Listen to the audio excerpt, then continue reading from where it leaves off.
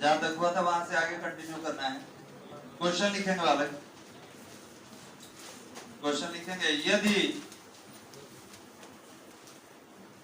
यदि यदि वायु में दो आवेश यदि वायु में दो आवेश एक दूसरे से यदि वायु में दो आवेश एक दूसरे से 30 सेंटीमीटर की दूरी पर यदि वायु में दो आवेश एक दूसरे से 30 सेंटीमीटर की दूरी पर स्थित हो, एक दूसरे से 30 सेंटीमीटर की दूरी पर स्थित हो, एक दूसरे से 30 सेंटीमीटर की दूरी पर स्थित हो, तो उनके बीच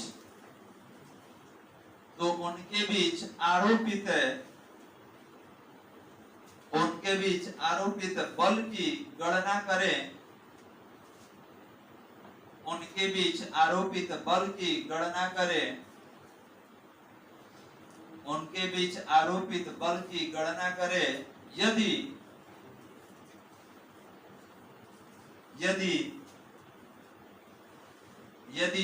आवेश का मान Q1 बराबर 2 × 10⁻⁷ माइक्रोकूलम्ब, यदि आवेश का मान Q1 बराबर 2 × 10⁻⁷ माइक्रोकूलम्ब, 2 × 10⁻⁷ माइक्रोकूलम्ब तथा Q2 बराबर 3 × 10⁻⁷ कूलम्ब हो तथा माइक्रोकूलम्ब तथा Q2 बराबर 3 × 10⁻⁷ माइक्रोकूलम्ब हो गया बालक। इनके बीच बल निकालना है कि बल कितना होगा, तो देख लीजिए गिवन डाटा में। सबसे पहले आपको दो आवेश दे दिया है, इन्हीं के बीच बल निकालना है। तो गिवन डाटा में दो आवेश Q1 Q2 है बालक, और ये एक दूसरे से कितना दूरी पर है, 30 सेंटीमीटर। 30 सेंटीमीटर हमको क्या निकालना है कि अगर ये आवेश Q1 है और यहाँ पर आवेश Q2 है, तो इनके बीच ये इस पर कितना बल लगाएगा, ये इस पर कितना बल लगाएगा, मतलब इनके बीच बल निकालना है। और दूरी दिया है 30 सेंटीमीटर। बताइए नियम क्या सिखाया गया था। पहले आप मात्रक चेक करेंगे कि सबका मात्रक है एक समान है कि नहीं, सब ऐसा ही मात्रक में है कि नहीं। तो आप देख सकते हैं कि माइक्रोकूलम्ब दिया है, जबकि आवेश का मात्रक कूलम्ब होता है। दूरी का मात्रक मीटर होता है, जबकि रिजल्ट किसमें है, सेंटीमीटर में। तो यहाँ पर कुछ परिवर्तन करना होगा आपको। सबसे पहले क्या किया जाए कि जितना डाटा है इसमें से माइक्रो हटाएंगे। पहला आवेश है 2 × 10⁻⁷ माइक्रोकूलम्ब, माइक्रो हटाया जाए तो 2 × 10⁻⁷ और माइक्रो कैसे हटता है बालक, -6। 2 10 के पावर कितना, -6 से इतना कूलम्ब। अब बताइए 7 6 के कितना होता है, 13। तो लिख सकते हैं 2 × 10⁻⁻13 कूलम्ब। सेकेंड वाला चेंज किया जाए 3 × 10⁻⁻7 माइक्रो कैसे हटेगा, 10 के पावर -6 से -6। तो 7 6 कितना हुआ, 13। ये हो जाएगा 3 × 10⁻⁻13 कूलम्ब। अब सेंटीमीटर है बालक, सेंटीमीटर को किस में बदल लेंगे, मीटर में। तो 30/100, 0 से 0 कट गया, 3/10 मीटर। अब बल वाला सूत्र यूज किया जाए। बल का जो सूत्र है, तो सूत्र से F बराबर 1/4πε0 Q1 Q2 बटा में R²। ये बताइए वाला कि इसका वैल्यू कितना पढ़े हम लोग, 9 × 10 के पावर 9। तो यहाँ पर लिखेंगे कि F बराबर 9 × 10 के पावर 9। Q1 कितना है, 2 × 10 के पावर -13। Q2 कितना है, 3 × 10 के पावर -13। और बटा में आर स्क्वायर है, दूरी कितना था 3/10, स्क्वायर कर लिया जाए। अब इसको हल करेंगे, f बराबर, आप पहले इसमें गुना कराइए, 9 में 2 से कितना होगा 18 में 3 से कराइए कितना होगा वाला 54 गुने 10 के पावर 9 और ध्यान देंगे -13 कितना होगा -26 होगा, -26। नीचे आइए 3/10 है तो 3 का स्क्वायर 10 का स्क्वायर 100। इसको 4 स्टेप में कन्वर्ट कर दिया वाला, टोटल के बटा में 1 देंगे तो 4 स्टेप में हो जाएगा 1 2 3 4। अब इसको हल कीजिए तो f बराबर 54 गुने, आप 9 में से 26 घटा दीजिए कितना होगा, 9 में से 26 माइनस करें कितना होगा -17, 10 के पावर -17 बटा में 1 है, ये बीच से पलट जाएगा वाला, ये 100, ये कितना 9, 100 बार में बालक 9 6 के 54, 6 बार में कैंसिल, तो यहाँ पर f बराबर ये हो गया 6 है, और देखिए 17 में से 2 को 0 और घटेगा, बगल में डबल 0 है तो कितना होगा 10 के पावर -15। बल का मात्रा क्या होता है यही तो है। इसका मतलब कि अगर आपके पास दो आवेश है, ध्यान देंगे, अगर आपके पास दो आवेश है Q1 Q2 और ये 30 सेंटीमीटर की दूरी पर स्थित है, तो इस आवेश के परिमाण के बीच कितना बल लगेगा 6 गुने 10 के पावर -15 न्यूटन। बना लीजिए, इवेंट डाटा में लिख के बनाइए।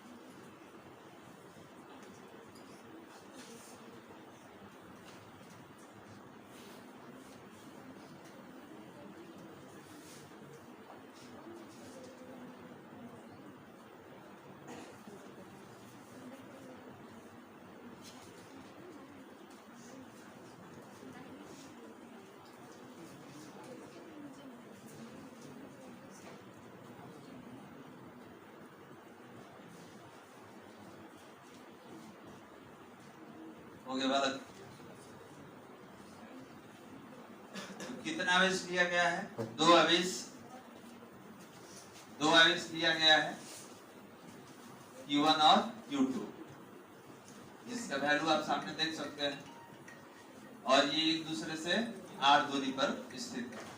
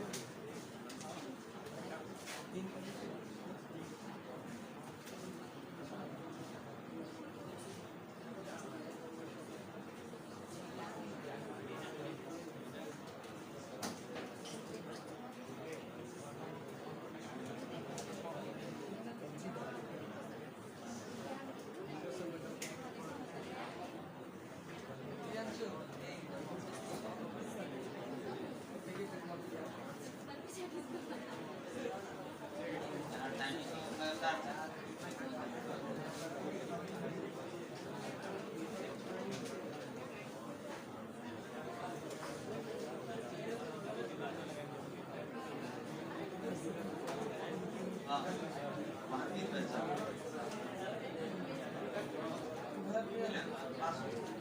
अच्छा उसके साथ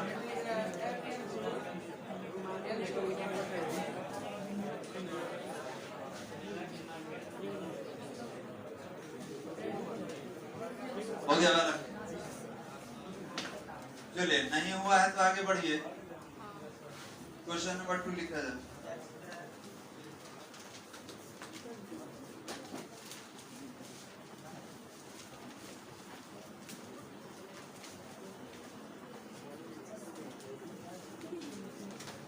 हटा दीजिए वाला। बाकी आप सॉल्व खुद से भी कर सकते हैं।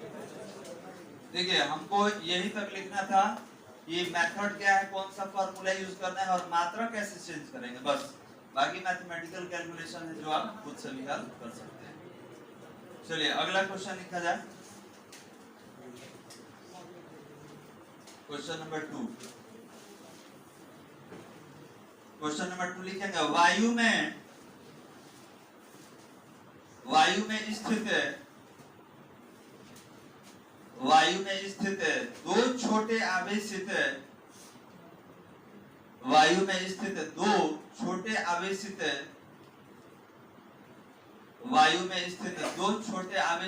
पिंडों के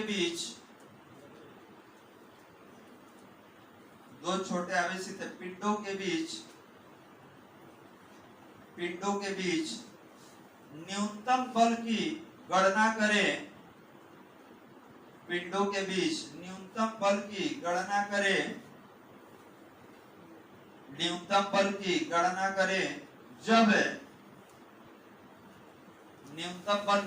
करें जब दोनों आवेश एक दूसरे से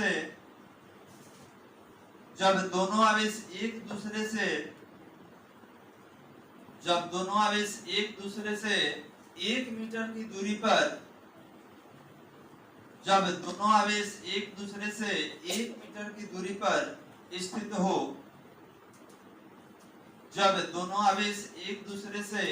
मीटर की दूरी पर स्थित हो। हो गया बालक। तो ये बताइए, यहाँ पर ये तो मालूम है कि दो आवेश है और एक दूसरे से 1 मीटर की दूरी पर स्थित है। अगर डायग्राम बनाया जाए तो यहाँ समझ में आ रहा है बालक, ये एक आवेश Q1 होगा और दूसरा आवेश Q2 होगा और ये एक दूसरे से कितना दूरी पर स्थित है, 1 मीटर। अब बताइए, ये भी कहा गया कि न्यूनतम बल की गणना करें। तो बल न्यूनतम कब होगा, जब आवेश का मान न्यूनतम हो। आवेश क्वेश्चन में दिया है बालक, नहीं दिया है। तो ये बताइए किसी पिंड पर न्यूनतम आवेश कितना हो सकता है। किसी पिंड पर न्यूनतम आवेश कितना हो सकता है, तो 1 इलेक्ट्रॉन का आवेश होता है सबसे न्यूनतम। तो आप बोलिएगा कि सर इसका मतलब Q1 पर भी 1 इलेक्ट्रॉन का आवेश होगा और Q2 पर भी 1 इलेक्ट्रॉन का आवेश होगा, क्योंकि 1 इलेक्ट्रॉन से कम आवेश कहीं होता ही नहीं। तो अब यहाँ पर लिखना हो तो Q1 बराबर कितना, 1.6 × 10⁻⁻19 कूलम। हो गया बालक। ये पहला जो आवेश है इसका हम लोग परिमाण लिख लिए। दूसरा आवेश, इस पे भी कितना, 1 ही इलेक्ट्रॉन का आवेश, 1.6 × 10⁻⁻19 कूलम। अब दूरी यहाँ दिया है 1 मीटर। आप देख सकते हैं डायग्राम में भी दूरी मेंशन है 1 मीटर। क्या यहाँ पर मात्रक बदलने की जरूरत है? सारा ऐसा ही मात्रक में है। आवेश का ऐसा ही मात्रक कूलम होता है, दूरी का ऐसा ही मात्रक मीटर। अब यहाँ से हम आगे बढ़ जाएंगे। हमको दोनों के बीच आरोपित बल का गणना करना है। ये इस पर कितना बल लगाएगा और ये इस पर कितना बल लगाएगा। ये बताइए कि Q1 अगर Q2 पर बल लगाए या Q2 Q1 पर, ये दोनों का बल समान होगा कि असमान? दोनों का बल समान कि असमान? समान होगा। आपको बताया गया था कि जितना Q1 Q2 पर बल लगाएगा, Q2 भी उतना ही Q1 पर बल लगाएगा। अब बताइए, यहाँ पे हम सूत्र यूज करेंगे, लिखेंगे सूत्र से, फॉर्मूले से। ये होगा F = 1/4πε0 Q1 Q2/r²। क्लियर है बालक? अब F = ये टोटल का वैल्यू बताइए। तो ये होगा 9 × 10⁹ Q1 है बालक, तो 1.6 into 10 to the power minus 19, 1.6 into 10 to the power minus 19। r square दूरी आपका कितना है 1 मीटर, तो 1 का स्क्वायर कर लीजिए। अब इसको हल करना होगा। f इक्वल टू कितना लिख सकते हैं, तो 9 into 10 to the power 9, और ध्यान देंगे 19 और 19 कितना होगा माइनस में, माइनस 19 माइनस 19 कितना, तो माइनस 38 लिख दिए। अब यहाँ पर 1.6 है तो 16/10 लिख सकते हैं, दशमलव हटा दिया गया।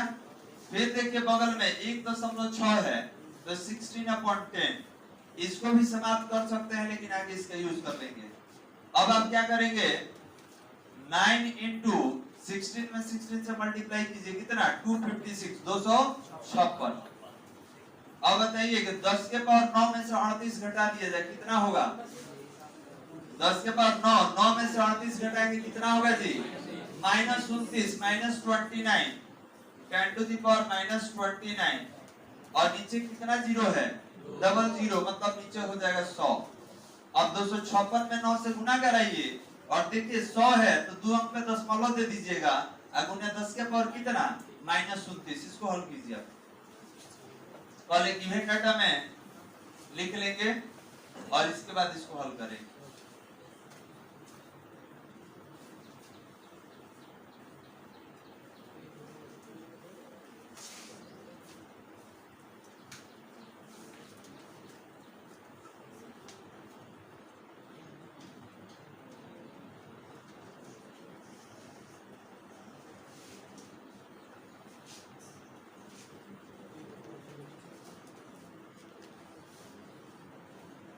आ रहा है।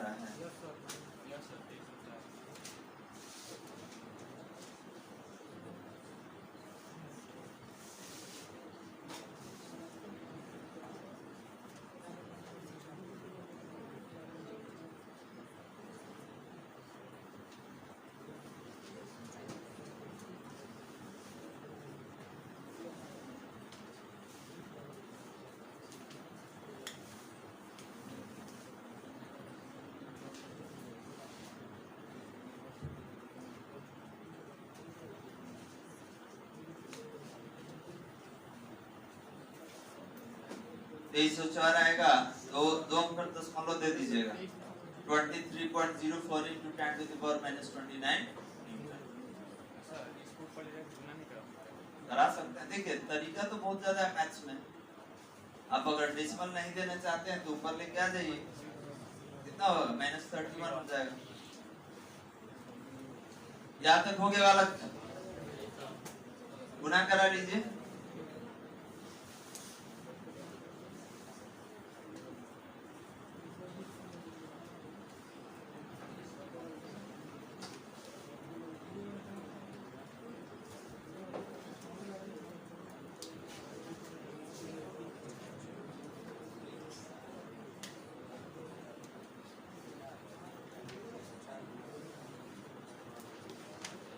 चलिए हटा जाए। देखिए सर f बराबर कितना आएगा, ये आएगा 2304 गुने 10 के पावर -29/100। 2 अंक पर दशमलव दीजिए, ये हो गया 23.04 into 10 to the power -29 बल का मात्रक न्यूटन। तो देखिए कोई ये भी कहेगा सर इसको नीचे से ऊपर लाके 31 कर सकते हैं माइनस में, बिल्कुल कर सकते हैं। किसी का इच्छा होगा कि हम दशमलव नहीं देंगे, तो आप इसको ऊपर लाइए, कितना हो जाएगा 2304 into 10 to the power -31, क्यों 29 है, 2 को बढ़ जाएगा और ऊपर जाके, तो आप उस तरीके से भी हल कर सकते हैं। लेकिन याद रखिए जब ये परिमाण बहुत ज्यादा हो जाता है तो इसको छोटा करने के लिए हम लोग डेसिमल का प्रयोग करते हैं। चलिए हो गया वाला। अब यहाँ से फिर से थ्योरी में आ जाएंगे हम लोग। आगे हेडिंग दिया जाए परिणामी बल, जिनका क्वेश्चन सॉल्व हो गया है आगे हेडिंग देंगे परिणामी बल।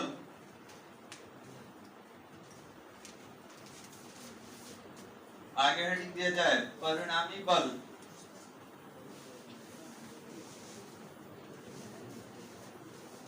परिणामी बल रिजल्टेंट परिणामी बल रिजल्टेंट फोर्स, परिणामी बल रिजल्टेंट फोर्स, रिजल्टेंट फोर्स परिणामी बल।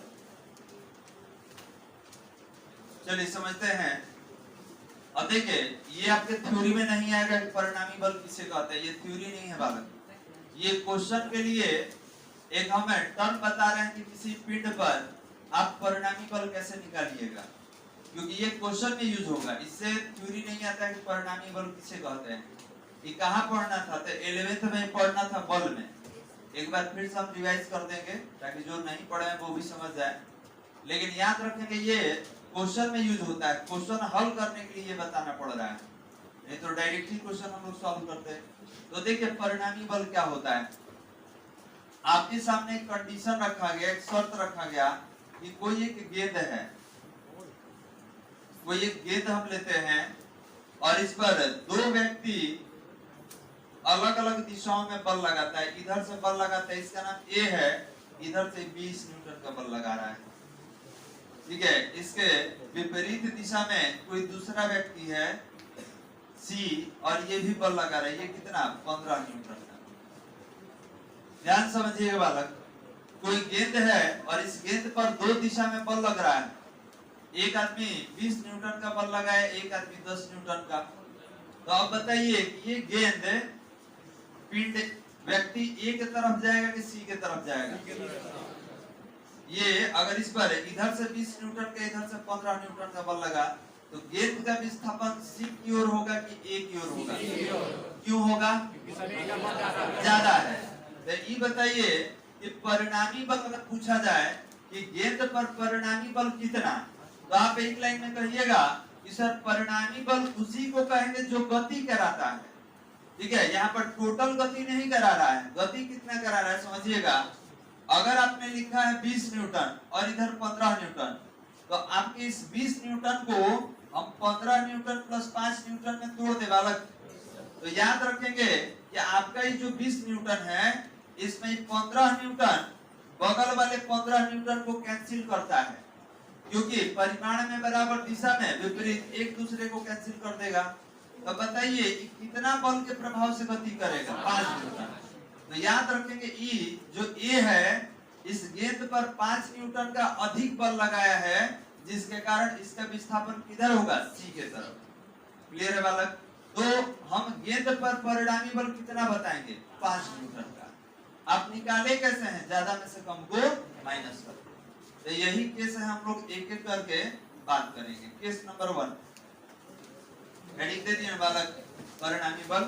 अब यहाँ पर 3 केस में हम लोग लेके चलेंगे, केस नंबर 1, 2, 3।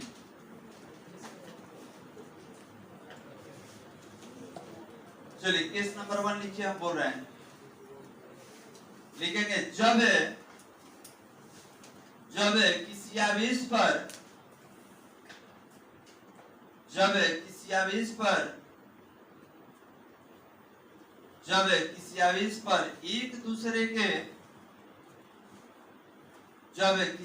पर एक दूसरे के विपरीत दिशा में,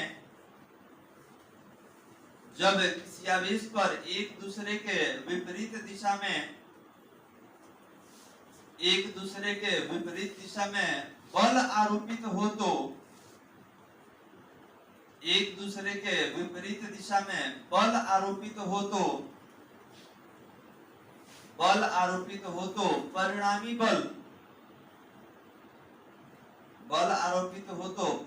बल और डैश दे दीजिए बालक। अब देखिए डायग्राम इधर, कोई आवेश है और इस आवेश पर 2 को बल लगाया, ध्यान समझिएगा। एक बल F1 लगा और एक बल F2। तो बताइए इन दोनों के बीच कोण कितना होगा, 180 डिग्री होगा।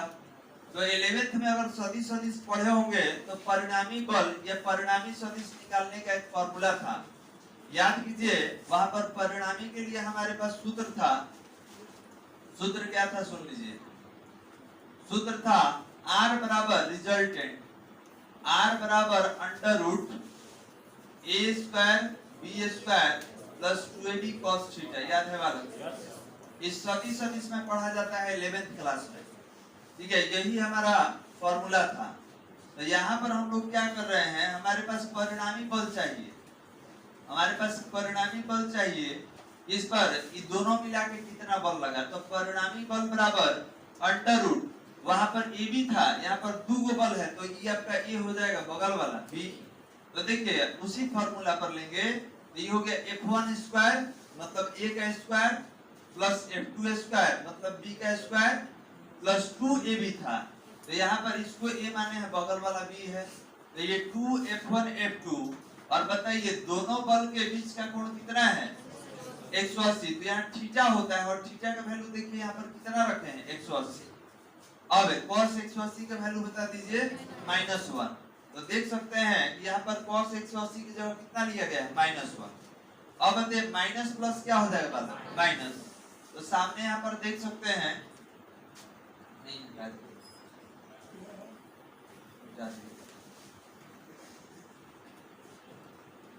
देखिए इधर, तो f बराबर कितना होगा, तो f बराबर अंडर रूट कितना था, F1 square plus F2 square minus 2F1 F2। कुछ सूत्र दिख रहा है वाला, a माइनस b का होल स्क्वायर पढ़े हैं, क्या होता है a square plus b square minus 2ab।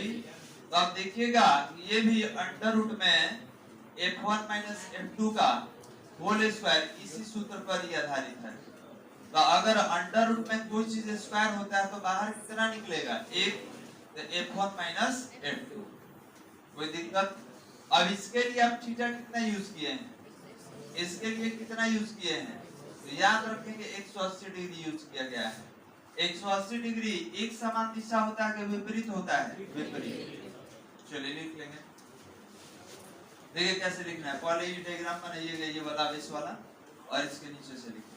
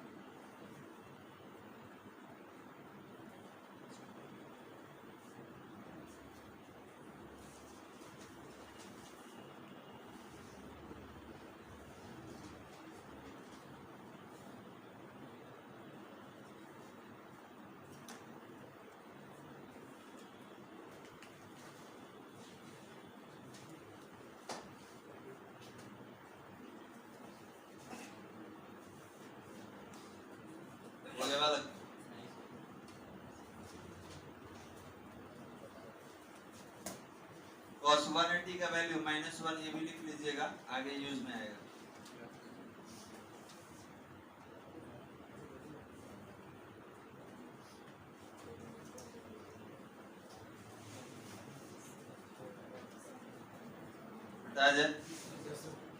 चलिए नेक्स्ट, अभी टोटल मत लिख लीजिएगा, इधर वाला ही लिखना है।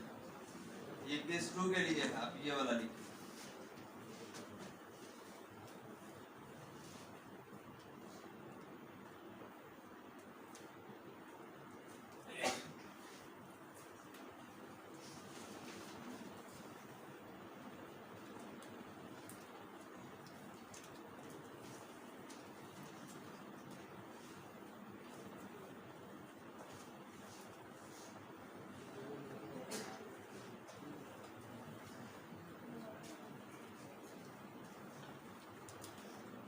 हो गया बालक,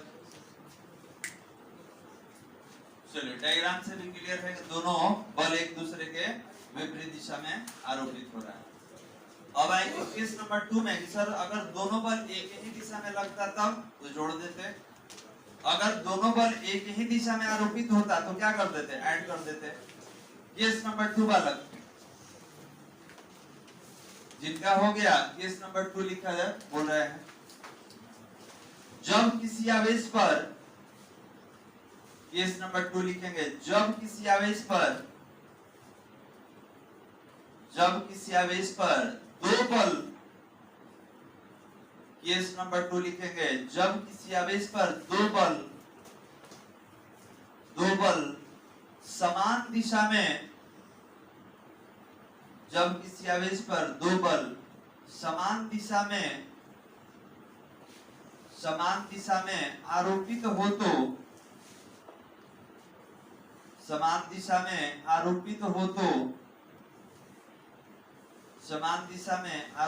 तो परिणामी बल,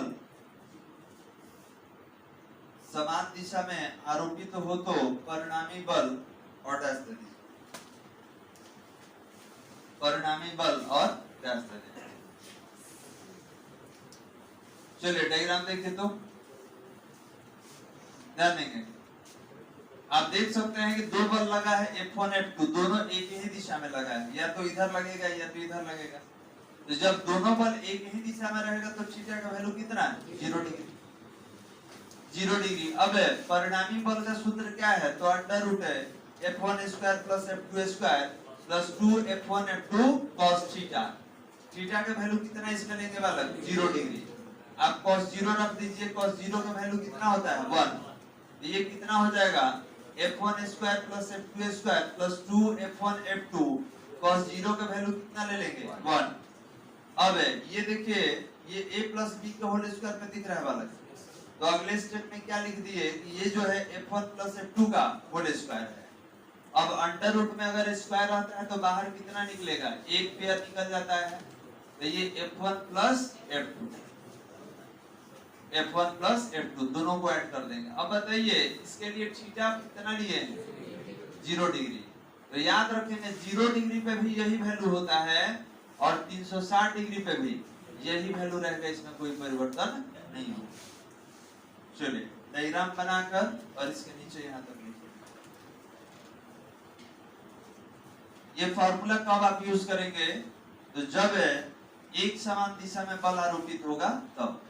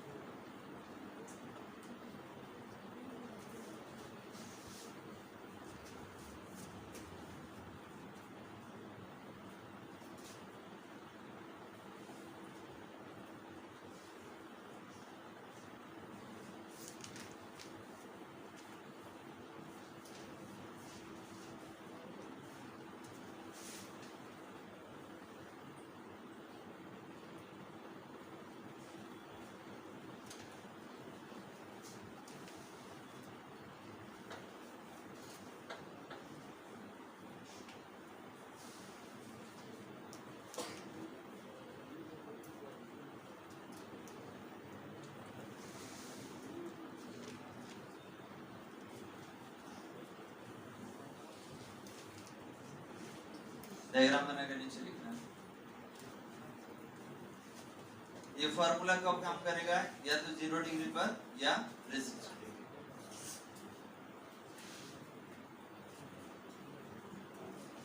हो गया वाला पीछे। अब इसके बाद हम लोग समकोण पर लेंगे 90 डिग्री पर, ठीक है, 90 डिग्री पर चेक करेंगे और जो 90 का वैल्यू होगा वही 270 का भी वैल्यू होगा। याद रखेंगे 90 जो होता है वो भी लंबवत होता है और 270 भी लंबवत होता है। जिनका हो जाए केस नंबर 3,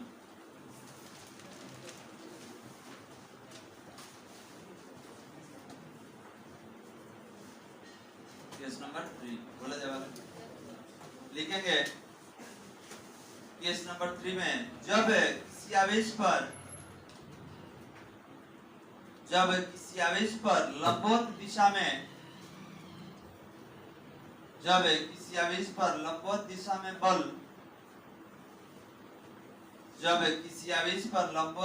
बल आरोपित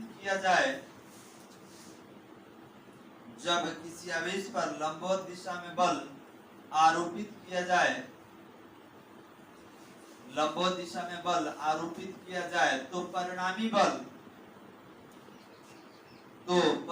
बल डैश दे देंगे, और देखिए इधर आवेश दिख रहा है बालक, कितना बल लगा है? 2 गो, 3 गो मत बोल दीजिएगा। पहला F1 और दूसरा F2, इसके बीच कोण कितना है? 90। तो अगर सदिश पढ़े होंगे तो मालूम होगा कि अगर कोई पिंड है और इस पर एक बल F1 लगा, एक बल F2 लगा, तो इनके बीच यहाँ पर कोण कितना बनता था? 90। और इस स्थिति में परिणामी बल कहाँ लगता है? तो दोनों के बीच में। तो यही आपका परिणामी बल है। अभी कितना होगा? तो परिणामी बल F बराबर √F1² plus F2² plus 2F1F2 cos 90, क्योंकि थीटा लेना है, थीटा का वैल्यू कितना लेंगे यहाँ पर? 90 डिग्री। अब बताइए cos 90 का वैल्यू कितना होता है? 0। तो जब यहाँ 90 रख दीजिएगा तो 0 हो गया, और 0 टोटल को क्या कर देगा? 0। तो जब टोटल 0 हो जाएगा तो परिणामी बल कितना बचेगा? √F1² plus F2²। तो बताइए फॉर्मूला कब काम करेगा? जब थीटा आपका 90 रहे या तो 270, यही दो केस में काम करेगा। और इसके आगे आपको अगर थीटा का वैल्यू नहीं दिया रहे, जैसे दे देगा 30, क्योंकि 30 पे तो हम लोग नहीं निकाले हैं, 45, 60, तो याद रखिएगा जितना थीटा रहेगा उतना ही लेके आपको बनाना पड़ेगा। ये तो डायरेक्ट हम लोग केस ले रहे हैं, इसलिए हमको फॉर्मूला नहीं लिखना पड़े, डायरेक्ट आंसर हम बता सकते हैं। चलिए केस नंबर 3 में लिखेंगे। लैंग्वेज हो गया ना बालक? आप डायग्राम पहले बना लीजिए और ऊपर से लेकर नीचे तक पहले डायग्राम बना लीजिए।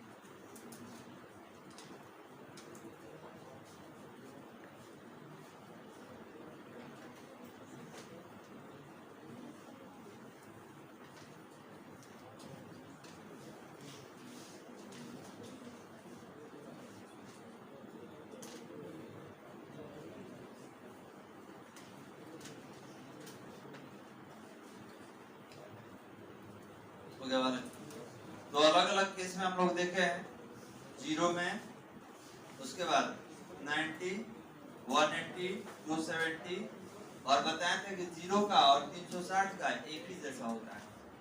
अब सबको एक जगह रख दिया जाए नोट करके। इसके बाद देखेंगे क्वेश्चन इस पे कैसे बनेगा, किस तरीके से क्वेश्चन बनाना होगा, क्योंकि जब यूज होगा तो न्यूमेरिकल में, ये थ्योरी में लिखने के लिए परिणामी बल आपको नहीं आता है। और ये 11th का ही एक पार्ट है जो आपको रिवाइज करने के लिए हम बता रहे हैं। चलिए हो गया, लिख लिए यहाँ तक। नोट नंबर 1,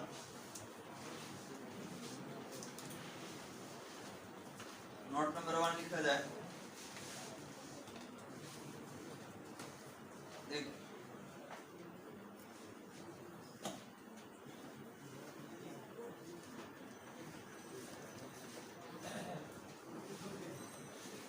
देखिए वाले नोट नंबर 1, जब 0 और 360 रहेगा तो F बराबर F1 प्लस F2, जब 180 रहेगा तो F1 माइनस F2, जब 90 और 270 रहेगा तो √F1² प्लस F2²। अब सवाल ये है कि सर मान लिए कि इतना में से कोई नहीं रहेगा तब, जैसे 45 दे दे, 60 दे दे तब कैसे बनाएंगे? तो उस स्थिति में देखिए फॉर्मूला सारे इसी पे निकाला है ना जी, under root f1 square f2 square plus 2f1 f2 cos theta. 45 कहेगा तो 45 का वैल्यू रखिएगा, 60 कहेगा तो 60, जितना कहेगा उतना रख के बनाना होगा। ये क्यों निकाले हैं? ये डायरेक्ट मेथड है, इसके लिए आपको फिर से फॉर्मूला नहीं लिखना है। आप देखिएगा कि कहाँ बल लग रहा है और डायरेक्ट आप ऐड करके सब्ट्रैक्ट करके बता सकते हैं। तो नोट नंबर 1 में ये सब लिख लीजिए। अब आएंगे इसके बाद क्वेश्चन पर।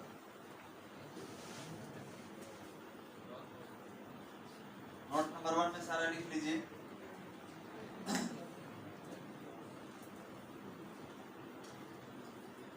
तो 0 है, 90 है, 180, 270 और 360 सब पर दिया गया है।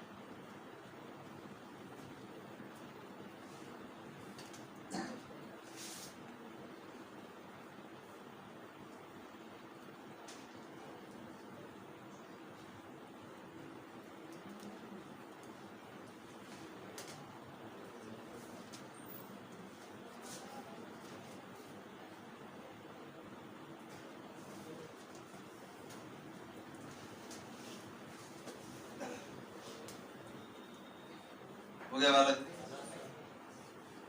अभी जितना आप केस लिखे थे सबको एक जगह कर दिए। वही है जो आप केस में अलग अलग निकाले हैं उसको एक जगह रखा गया है, ये अलग नहीं। हो गया बालक? चलिए हो गया तो क्वेश्चन एनालाइज कर रहे हैं, बताइएगा।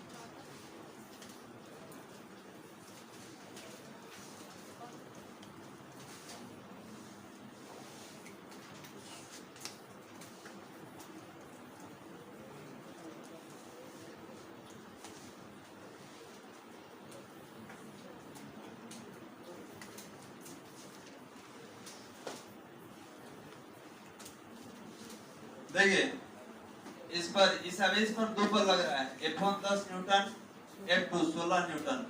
तो परिणामी बल कितना है? इसमें परिणामी बल कितना है बालक?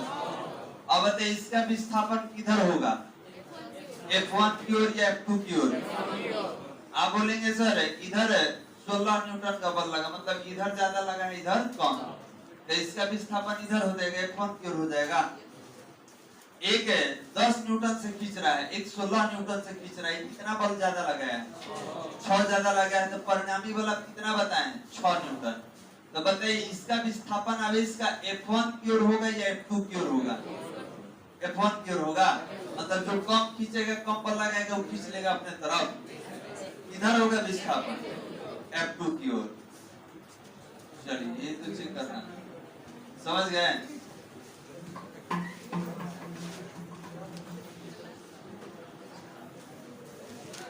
F1 बराबर 10 न्यूटन और F2 बराबर 12 न्यूटन। इस पे टोटल बल कितना लगा है? टोटल बल कितना है बालक? 22 न्यूटन का। अगर इसके विपरीत दिशा में F3 लगा दे हम 30 न्यूटन, परिणामी बल बताइए। परिणामी बल कितना है? विस्थापन किधर होगा? F3 की ओर। क्लियर है बालक? बस यही रोक दिया। अब इसका क्वेश्चन अगले क्लास में हम लोग करेंगे।